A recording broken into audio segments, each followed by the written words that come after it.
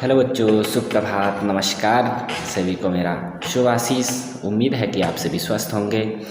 आज इस वीडियो में हम अपनी हिंदी की पाठ्य पुस्तक बसंत भाग 1 से 15वें अध्याय का अध्ययन करेंगे, जिसका शीर्षक है नौकर। तो इससे पहली वाली वीडियो में हमने लोकगीत पढ़ा था, जो ये भगवत शरण उपाध्याय द्वारा लिखा गया एक निबंध ही था। और अब जो हम पढ़ने जा रहे हैं नौकर, तो यह पाठ भी एक निबंधात्मक पाठ है और इसकी लेखिका हैं अनु बंदोपाध्याय। ठीक है, तो पाठ का शीर्षक आपको पता लग ही गया होगा कि नौकर है। तो यह नौकर शब्द इन्होंने गांधी जी के लिए इस्तेमाल किया है। जो लेखिका है अनु बंदोपाध्याय, इन्होंने यह नौकर शब्द गांधी जी के लिए इस्तेमाल किया है, क्योंकि गांधी जी जब आश्रम में रहते थे तो वह नौकरों जैसा काम करते थे। नौकरों जैसा काम का अर्थ है कि सारे काम खुद ही करते थे। अब गांधी जी को तो आप सभी जानते ही हैं, आप सभी अवगत होंगे इनसे।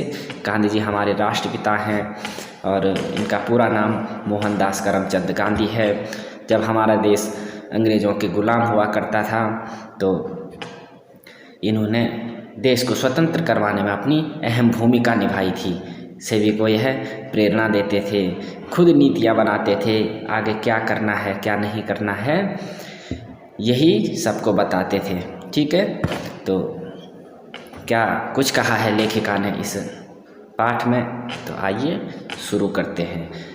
तो लेखिका कह रहे हैं कि जब ये गांधी जी आश्रम में रहते थे तो वह नौकर का काम खुद से ही करते थे। ठीक है, कभी गांधी जी आश्रम में आटा चक्की पर स्वयं पीसते थे। जैसे रोटी बनाने के लिए आटे की आवश्यकता हुई तो वह चक्की पर उसे खुद से ही पीसा करते थे, जबकि वहाँ कई सारे लोग होते थे, लेकिन वह उन्हें नहीं बोलते थे। किसी काम के लिए यदि किसी को बोला जाए तो गांधी जी को यह पसंद नहीं था, इसलिए वह स्वयं हर काम को किया करते थे। तो उन्हें बाहरी लोगों के सामने भी शारीरिक मेहनत करने में शर्म अनुभव नहीं होती थी। अब जैसे हम हैं, कोई हमारे आसपास कोई व्यक्ति है या कोई हमसे बड़ा है, तो हमें उनके सामने कोई कार्य करने में कहीं ना कहीं कुछ शर्म महसूस होती है कि यार ये कार्य मैं कैसे करूं, है ना। आपको भी होती होगी। जैसे आप जैसा मार्केट में जाते हैं हम कभी, या बाज़ार में जाते हैं, तो एक जो कोई थैला होता है तो उस थैले को हम अपने हाथ में पैदल नहीं लेके आ सकते। कई बार ऐसा अनुभव होता है आदमी को और शर्म महसूस होती है कि मैं यह काम नहीं कर सकता हूँ, है ना। तो गांधी जी ऐसा नहीं थे, उन्हें कोई भी कार्य करने में बिल्कुल भी शर्म नहीं आती थी, कोई लज्जा नहीं आती थी। तो क्या होता है कि एक बार कॉलेज के कुछ छात्र गांधी जी से मिलने आए और उनसे कुछ सेवा करने के लिए कहने लगे। तो कॉलेज के कुछ छात्र गांधी जी के सम्मुख किए होंगे, उनके पास किए होंगे और उन गांधी जी को उन्होंने कहा कि हमें कुछ काम करने के लिए दीजिए या आपकी सेवा करने का मौका दीजिए। तो ठीक है, गांधी जी ने उन छात्रों को गेहूँ साफ करने को दिया। आश्रम में गेहूँ रहे होंगे, तो जब वह छात्र आ चुके थे कि हमें कुछ सेवा करने का मौका दें, तो गांधी जी ने उन्हें गेहूँ साफ करने के लिए दिए। तो वे 1 घंटे में ही इस कार्य को करने से थक गए और गांधी जी से विदा लेकर चले गए, है ना। जब उन्होंने कहा कि हमें कुछ कार्य दो करने के लिए, तो गांधी जी ने उन्हें गेहूँ साफ करने के लिए दिए। वह उन्होंने आधे 1 घंटे उन गेहूँ को साफ किया, फिर वे ऊब गए उस कार्य से, बोर हो गए, है ना, और गांधी जी से विदा लेकर चले गए। अब गांधी जी ने कुछ वर्षों तक आश्रम में भंडार का काम भी संभाला। उन्हें सब्जी, फल और अनाज के पौष्टिक गुणों का ज्ञान था। भंडार जहाँ सारा सामान रखा हुआ रहता है आश्रम के लिए, जिस भी सामान की आवश्यकता है, जैसे सब्जी होगी, फल हो गया, अनाज हो गया, इन सब की व्यवस्था गांधी जी खुद ही देखते थे। और वहाँ के भंडार घर में जितने भी कार्य होते हैं, गांधी जी स्वयं ही उन कार्यों को संभाला करते थे।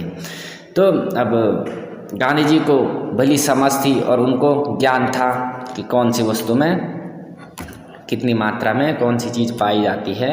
मतलब पौष्टिक, ये जो अनाज का जो अनाज में जो पौष्टिकता पाई जाती है, तो उन गुणों का गांधी जी को भलीभांति ज्ञान था।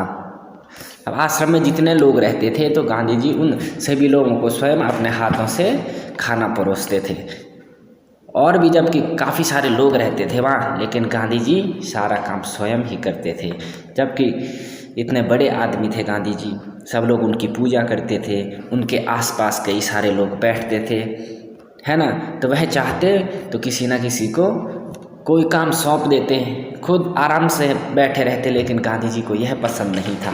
वह हरदम कुछ न कुछ करते रहते थे, ठीक है। तभी जब वह सब काम खुद करते थे, तभी लेखिका ने नौकर शब्द से संबोधित किया है और इस पाठ को लिखा है या इस निबंध को लिखा है, ठीक है।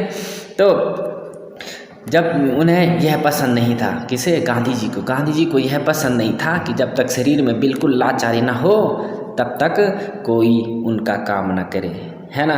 कि जब तक वह असमर्थ नहीं हो जाते किसी भी कार्य को करने में, तब तक कोई भी उनका कार्य न करे। लेकिन जब तक वे समर्थ हैं, जब तक उनमें प्राण है, जब तक वे स्वस्थ हैं, तब तक वह अपने सारे कार्य खुद ही करना चाहते थे, ठीक है। तो उनमें हर प्रकार का काम करने की अद्भुत क्षमता थी या अद्भुत शक्ति थी या उनमें बल था। तो क्या होता है कि दक्षिण अफ्रीका में बोअर युद्ध के दौरान उन्होंने, जब दक्षिण अफ्रीका में एक युद्ध हुआ था, बोअर युद्ध, तो उन्होंने घायलों को स्ट्रक्चर पर लाद कर 25 से 30 मील तक ढोया था, है ना। जब एक बार युद्ध हुआ था तो वहाँ कुछ सैनिक घायल हो चुके थे, तो उन घायलों को अब अस्पताल ले जाना होगा। तो वहाँ उन्होंने स्ट्रक्चर होता है ना, जिसे 4 आदमी उठाते हैं, तो गांधी जी ने उसे उठाया और 25-25 की मीलों तक पैदल चले थे, है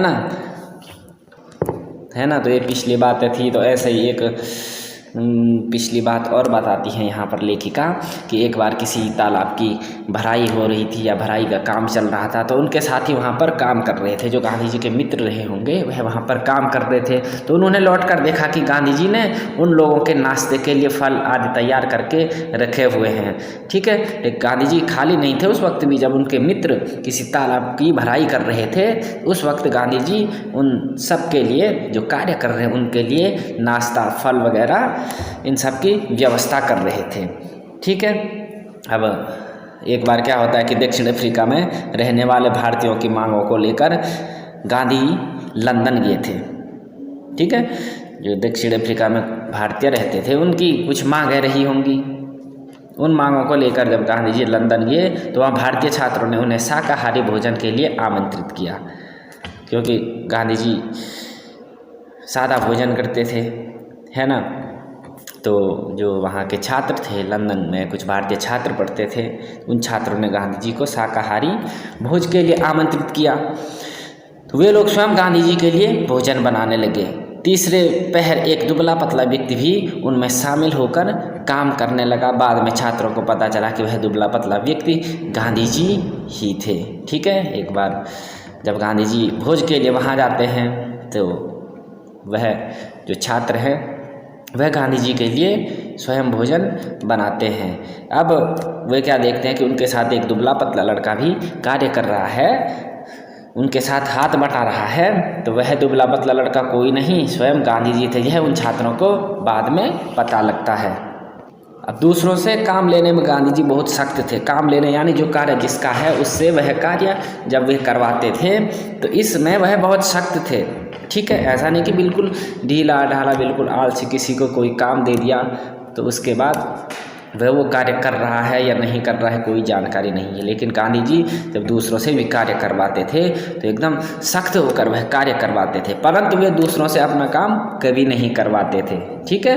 अब एक बार गांधी जी राजनीति सम्मेलन से लौटकर रात के 10 बजे अपना कमरा झाड़ लेकर साफ करने लगे। जब वह एक कोई राजनीतिक सम्मेलन हो रहा होगा, कोई सभा हो रही थी, तो वहाँ से लौटकर जब घर आए तो रात के 10 बजे अपने कमरे को झाड़ू से साफ करने लगे। तो गांधी जी को बच्चों से बहुत प्यार था। उनका मानना था कि बच्चों के विकास के लिए माँ बाप का प्यार और उनकी देखभाल अनिवार्य है।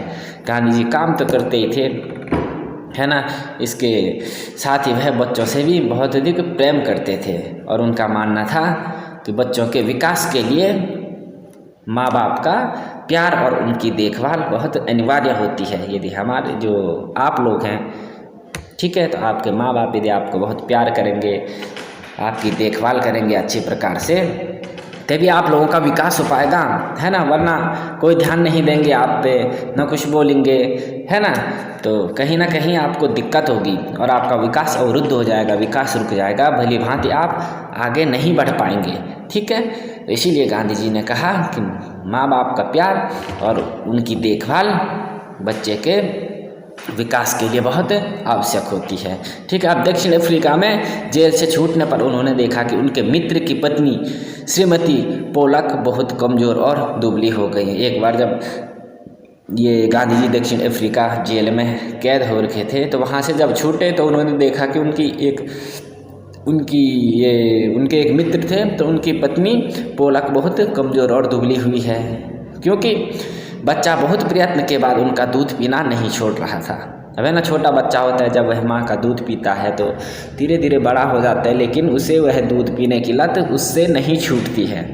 तो गांधी जी को इस बात का पता लगा, तो गांधी जी ने उस बच्चे को 1 महीने तक अपने पास सुलाया। रात के लिए वे अपनी चारपाई के पास उस बच्चे के लिए पानी रख देते थे। यदि बच्चे को प्यास लगती तो वे उसे पानी पिला देते।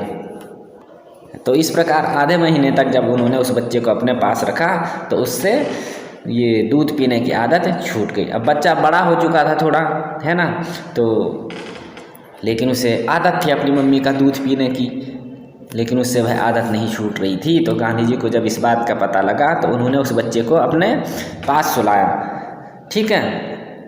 जब पास सुलाया तो उसके लिए चारपाई के बगल में या चारपाई के आसपास पानी रख देते थे। जब बच्चे को रात में प्यास लगती तो वह उसे उस पानी को पिला देते। लगभग 15 दिन बाद या कहें कि आधे महीने बाद बच्चे को दूध पीने की आदत छूट गई उससे, यानी दूध पीने की लत उससे छूट गई, ठीक है। तो गांधी जी क्या थे, अपने से बड़ों का आदर किया करते थे। एक बार क्या होता है कि वह दक्षिण अफ्रीका में गोखले जी के साथ रहते हैं। दक्षिण अफ्रीका में गांधी जी के साथ गोखले जी ठहरते हैं एक बार, ठीक है। तो गांधी जी उनके सभी काम स्वयं करते थे, क्योंकि गोखले जी गांधी से थोड़ा बड़े थे, है ना। तो जब उनके साथ ठहरे थे, वह गोखले जी गांधी जी के साथ रुके थे, तो गांधी जी ने उनके सारे काम स्वयं किए। जब कभी आश्रम में किसी सहायक को रखने की आवश्यकता होती तो वह हमेशा किसी हरिजन तो आप जानते हैं, किसी 80 वाले को रखने का आग्रह करते थे, है ना। जब आश्रम में यानी किसी नौकर की आवश्यकता पड़गी या किसी व्यक्ति की आवश्यकता पड़गी तो वह हमेशा कहते थे कि किसी हरिजन व्यक्ति को रखो, सुझाव देते थे और आग्रह भी करते थे कि हरिजन व्यक्ति को रखो। उनके अनुसार नौकरों का हमें वेतनभोगी मजदूर नहीं समझना चाहिए। जो नौकर होते हैं, नौकरों के साथ कैसा बर्ताव किया जाता है उनके मालिकों द्वारा, यह आपको भी पता होगा। उनके मालिकों द्वारा बहुत कटु व्यवहार किया जाता है नौकरों के साथ।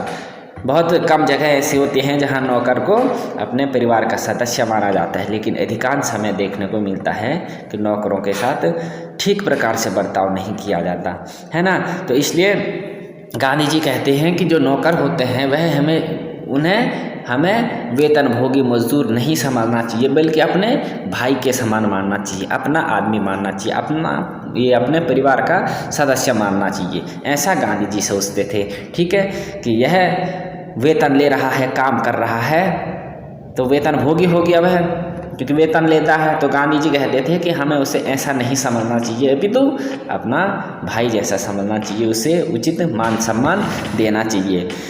तो वे कहते थे इसमें कुछ कठिनाई हो सकती है, क्योंकि अब नौकर को अपना भाई समझ लिया, अपने परिवार का सदस्य समझ लिया, तो कहीं ना कहीं कठिनाई होगी। किसी नौकर का व्यवहार क्या पता कैसा है, उसके मन की स्थिति क्या पता कैसी है, यह जानना तो कठिन है। तो इसीलिए वे कह रहे हैं इसमें कठिनाई हो सकती है। कभी कभार कुछ चोरियाँ भी हो सकती हैं। किसी अनजाने व्यक्ति को हमने इतनी खुली छूट दी, अपना मान लिया, तो वह हमारे साथ विश्वासघात भी कर सकता है। तो क्या पता कभी चोरी कर ले। तो गांधी जी ऐसा भी कह रहे हैं कि कभी कुछ कठिनाई हो सकती है, चोरियां भी हो सकती हैं, लेकिन फिर भी हमारी कोशिश बेकार नहीं जाएगी, ठीक है। अब 10 में से कितने कम से कम 1-2 व्यक्ति होंगे जिनकी नीयत खराब होगी, जो ऐसा विश्वासघात करेंगे, लेकिन अधिकांश ऐसा होंगे कि जो सही प्रकार से रहेंगे। गांधी जी ने जो विश्वास जताया है उन पे, उस पर वह खरे उतरेंगे। ठीक है, इसीलिए कह रहे हैं कि हमारी कोशिश बेकार नहीं जाएगी। तो इंग्लैंड में गांधी जी ने देखा कि ऊंचे घरानों में घरेलू नौकरों को परिवार के आदमी की तरह रखा जाता है। तो इंग्लैंड में जब जाते हैं गांधी जी तो वहाँ देखते हैं जो नौकर होते हैं वहाँ उनको परिवार के आदमी की तरह रखा जाता है, मतलब उचित मान सम्मान दिया जाता है, बड़े आदर पूर्वक रखा जाता है, प्रेम के साथ रखा जाता है। ठीक है, तो इसीलिए वे यहाँ भी कहते हैं कि केवल वेतनभोगी नहीं समझना चाहिए हमें मजदूरों को। ठीक है, तो जो गांधी जी थे वह इतने बड़े व्यक्ति होने के साथ साथ इतने सारे कार्य करते थे, इतने गुण थे उनमें, तभी तो वो महान हुए, है ना। अगर कोई गुण नहीं होते उनके अंदर, ऐसे होते वो ना कोई भलाई का कार्य करते, तो फिर क्यों छपता उनका नाम अखबारों में, क्यों आज तक हम उनको याद रखते, है ना। इसलिए महान बनने के लिए हमें नेक कार्य करने पड़ते हैं, अच्छाई के मार्ग पर चलना पड़ता है, हमेशा सच बोलना पड़ता है। ठीक है, किसी के साथ दुर्व्यवहार नहीं करना पड़ता है, अपनी तरफ से किसी को कोई चोट, किसी के साथ हिंसा या किसी का दिल नहीं दुखाना चाहिए।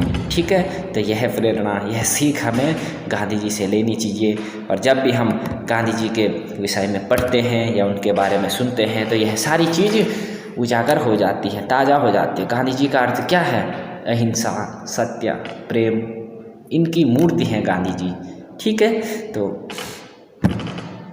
ये अध्याय हमारा यहाँ पर समाप्त हो चुका है। कभी भी हमें ये नहीं सोचना चाहिए कि हम इतने बड़े हैं तो ये छोटा कार्य क्यों करें। गांधी जी से हमें ये सीखने को मिलता है कि बड़े होने के साथ यदि हम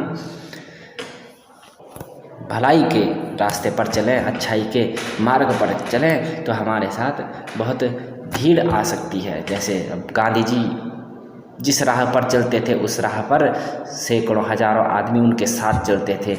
वह जहाँ देखते थे, अर्थात जहाँ उनकी दृष्टि जाती थी वहाँ हजारों लोगों की दृष्टि जाती थी। अर्थात गांधी जी जैसा करते थे ऐसे पूरी दुनिया करती थी, ये पूरा भारत करता था और बहुत सारे लोग करते थे। ठीक है, इसीलिए आज हम उनकी महानता के लिए उनको याद करते हैं। ठीक है, तो आप वीडियो को देख नहीं रहे हैं, है ना, तो इसका अर्थ क्या है कि आप पढ़ नहीं रहे हैं। जब वीडियो भेजी जाती है तो वीडियो को पूरी तरह से देखिए, कुछ सीखिए उससे। हर वीडियो में आपको कुछ ना कुछ सीखने को अवश्य मिलेगा और इसके प्रश्नोत्तर भी हम आपको भेज देंगे। और मिलते हैं फिर अगली वीडियो में। सभी का